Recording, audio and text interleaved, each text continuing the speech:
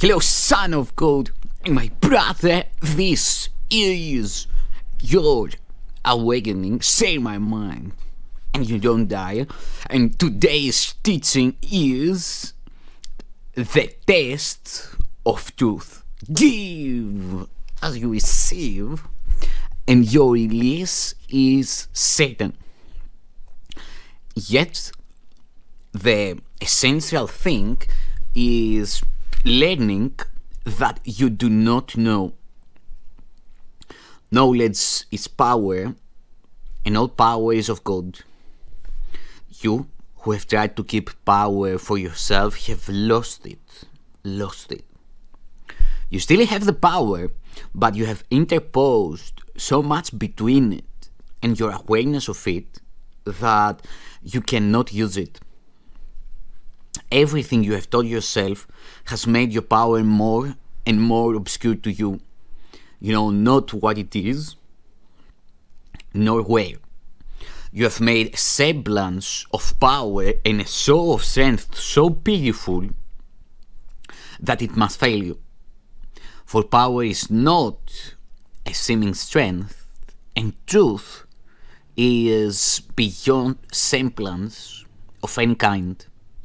Yet all that stands between you and the power of God in you is but your learning of the false and of your attempt to undo the true.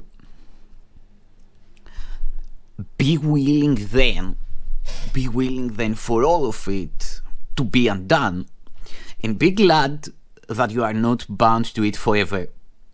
For you have taught yourself how to imprison the Son of God, a lesson so unthinkable that only the insane in deepest sleep could even dream of it. Can God learn how not to be God?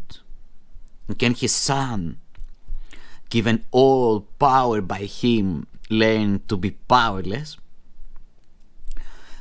What have you taught yourself that you can possibly prefer to keep in place of what you have and what you are? Atonement teaches you how to escape forever from everything that you have taught yourself in the past by showing you only what you are now. Learning has been accomplished before its effects are manifest. Learning is therefore in the past, but its influence determines the present by giving it whatever meaning it holds for you.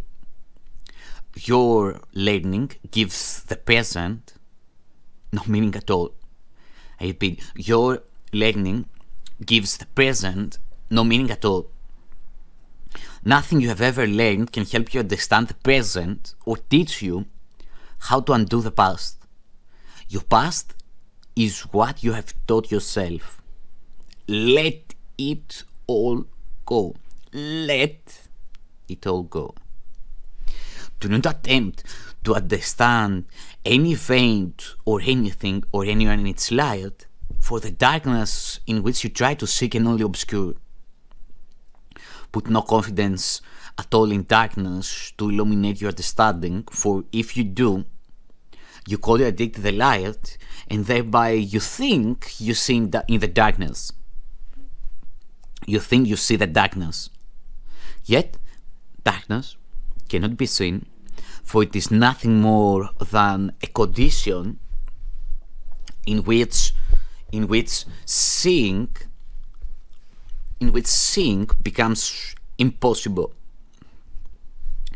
You who have not yet brought all of the darkness you taught yourself into the light in you can hardly judge the truth and value of this cause. Yet God did not abandon you, and so you have another lesson sent from Him, already learned for every child of light by Him to whom God gave it. This lesson shines with God's glory, for in it lies His power, which He says so gladly with His Son. Learn of His happiness, which is yours. But to accomplish this, All your dark lessons must be brought willingly to truth, and joyously let down by hands open to receive, not closed to take. Every dark lesson that you bring to him who teaches light, he will accept from you because you do not want it, and he will gladly exchange each one for the bright lesson he has learned for you. Never believe that any lesson you have learned apart from him means anything.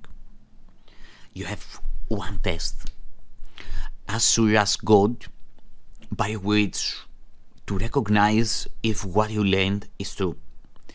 If you are wholly free of fear of any kind, and if all those who meet or even think of you say in your perfect peace, then you can be sure that you have learned God's lesson and not your own. And that unless all this is true, there are dark lessons in your mind that hurt and hinder you and everyone around you. The absence of perfect peace means but one thing. You think you do not will for God's Son what his Father wills for him. Every dark lesson teaches this in one form or another. And each bright lesson with which the Holy Spirit will replace the dark ones you do not accept teaches you that you will with the Father and the Son. That you will with the Father and his Son. Do not be concerned about how you can learn a lesson so completely different from everything that you have taught yourself. How would you know? Your part is very simple. You need only recognize that everything you learned you do not want. Ask to be taught and do not use your experiences to confirm what you have learned. When your peace is threatened or disturbed in any way, say to yourself, I do not know what anything, including this, means. And so, I do not know how to respond to it. And I will not use my own past learning as the light to guide me now. By this refusal to attempt to teach yourself what you do not know, the guide whom God has given you will speak to you. He will take his rightful place in your awareness the instant you abandon it and offer it to him. You cannot be your guide to miracles, for it is you who made them necessary. And because you did, the means on which you can depend for miracles has been provided for you. God's Son can make no needs his Father will not meet, if he but tend to him ever so little. If he but tend to him ever so little. Yet he cannot compel his Son to tend to him and remain himself. It is impossible that God lose his identity, for if he did, you would lose yours. And being yours, he cannot change himself, for your identity is changeless. The miracle acknowledges his changelessness by seeing his Son as he always was, and not as he would make himself. The miracle brings the effects that only guiltlessness can bring, and thus establishes the fact that guiltlessness must be. How can you, so firmly bound to guilt and committed so to remain, establish for yourself your guiltlessness? That is impossible, but be sure that you are willing to acknowledge that it is impossible. It is only because you think that you can run some little part or deal with certain aspects of your life alone that the guidance of the Holy Spirit is limited. Thus, would you make him undependable and use this fancied undependability as an excuse for keeping certain dark lessons from him, and by so limiting the guidance that you would accept, you are unable to depend on miracles to answer all your problems for you. Do you think that what the Holy Spirit would have you give, he would withhold from you? You have no problems that he cannot solve by offering you a miracle. Miracles are for you. And every fear or pain or trial, and every fear or pain or trial you have has been undone. He has brought all of them to light, having accepted them instead of you and recognized they never were. There are no dark lessons he has not already lightened for you. The lessons you teach yourself, he has corrected already. They do not exist in his mind at all. For the past binds him not, and therefore binds not you. He does not see time as you do. And its miracle he offers you corrects your use of time and makes it his. He who has freed you from the past would teach you are free of it. He would but have you accept his accomplishments as yours because he did them for you. And because he did, they are yours. He has made you free of what you made. You can deny him, but you cannot call on him in vain. He always gives his gifts in place of yours. He would establish his bright teaching so firmly in your mind that no dark lesson of guilt can abide in what he has established as holy by his presence. Thank God that he is there and works through you. And all his works are yours. I thank my Father for his gifts to me. He offers you a miracle with everyone you let him do through you. God's Son will always be indivisible. As we are held as one in God, so do we learn as one in him. God's teacher is as like to his creation, as like to his creator, as is his Son, and through his teacher does God proclaim his oneness and his Son's. Listen in silence, and do not raise your voice against him, for he teaches the miracle of oneness, and before his lesson, division disappears. Teach like him here, and you will remember that you have always created like your Father. The miracle of creation has never ceased, having the holy stamp of immortality upon it. This is the will of God for all creation, and all creation joins in willing this. Those who remember always that they know nothing and who have become willing to learn everything will learn it. But whenever they trust themselves, they will not learn. They have destroyed their motivation for learning by thinking they already know.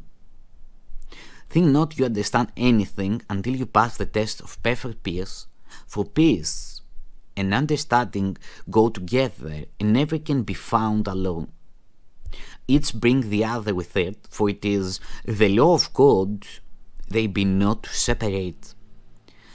Their cause and effect, each to the other, so where one is absent, the other cannot be. Only those who recognize they cannot know unless the effects of understanding are with them can really learn at all. For this, it must be peace they want and nothing else. Whenever you think you know, peace will depart from you because you have abandoned the teacher of peace. Whenever you fully realize that you do not know, peace will return, for you will have invited him to do so by abandoning the ego on behalf of him. Call not upon the ego for anything. It is only this that you need to do. The Holy Spirit will of himself fill every mind that so makes room for him.